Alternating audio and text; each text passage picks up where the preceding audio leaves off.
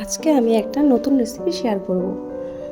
তো এতক্ষণে নিশ্চয়ই বুঝে গেছেন যে আমি কি আজকে শেয়ার করতে চলেছি। হ্যাঁ, আজকে আমি যেটা বানাবো সেটা হলো বাদাম দিয়ে বাদাম বিস্কুট।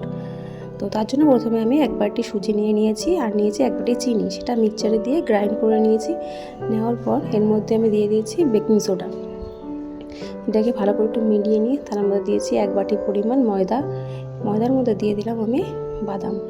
তো আপনারা চাইলে কিন্তু অন্যান্য বাদাম দিয়েই করতে পারেন, আমন্ড হোক পেস্তা হোক সব কিছু কুচি কুচি করে নেবেন, নিয়ে সেটা দিয়ে করতে পারবেন। আমি এখানে নর্মাল বাদামই নিয়েছিলাম।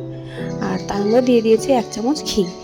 এবার ঘিটা দেওয়ার পর এটা আমি দুধ জাল দিয়ে রেখেছিলাম, সেই দুধটা ঠান্ডা করে আস্তে আস্তে এটাকে ভালো করে মেখে একটা ডো তৈরি করে নেব। এটা খানিকক্ষণ মেখে রেখে দেবো, ওই মিনিট 20 মতন মেখে রেখে দিয়েছিলাম আমি। তো তারপরে আমি হাতে একটু তেল লাগিয়ে, তেল না লাগালেও অসুবিধা নেই, এমনি গোল হয়ে হাতে লাগবে না অতটাও। আমার ভিডিও আপনাদের কেমন লাগছে আর কে কোথা থেকে দেখছেন প্লিজ একটু কমেন্ট করে জানাবেন।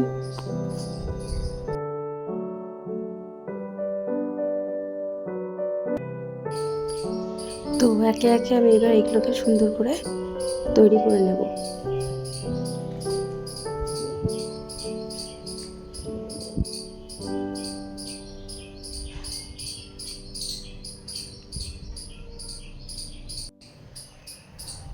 এবার দেখুন, আমি প্রথমে বাদামগুলো কুচি কুচি করে নিয়েছিলাম, কিন্তু এতগুলো হতো না, সেই জন্য আমি আবার মিক্সচারে গ্রাইন্ড করে নিয়েছিলাম বাদামটা দিয়ে, সেটা গুঁড়ো গুঁড়ো হয়ে গেছিলো, সেগুলোই আবার মধ্যে ব্যবহার করেছি।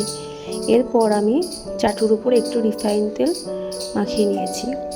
আপনারা এখানে অন্য কিছু ব্যবহার করতে পারবেন, আমার কাছে আর ছিল না অপশানে কোনো কিছু, ওই জন্য আমি চাটুটাই ব্যবহার করেছি। চাটুর উপর তেল মাখিয়ে সব একে একে সাজিয়ে নিয়েছি।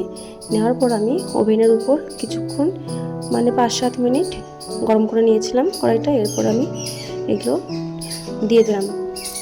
বিস্কুটগুলো আমি মাঝে একটু উল্টে দিয়েছিলাম, সেটা আমার আর ভিডিও করা হয়নি, তার জন্য দুঃখিত। তো তখন রেখেছিলাম আমি 20 থেকে 25 মিনিট, 30 মিনিটও রাখতে পারেন, কোনো অসুবিধা নেই। রাখার পর এই যে বিস্কুটটা আমার এত সুন্দরভাবে তৈরি হয়ে গেছে। আপনারা কিন্তু অবশ্যই ট্রাই করবেন, খুবই সুন্দর একটি রেসিপি আর খেতে দারুণ টেস্টি।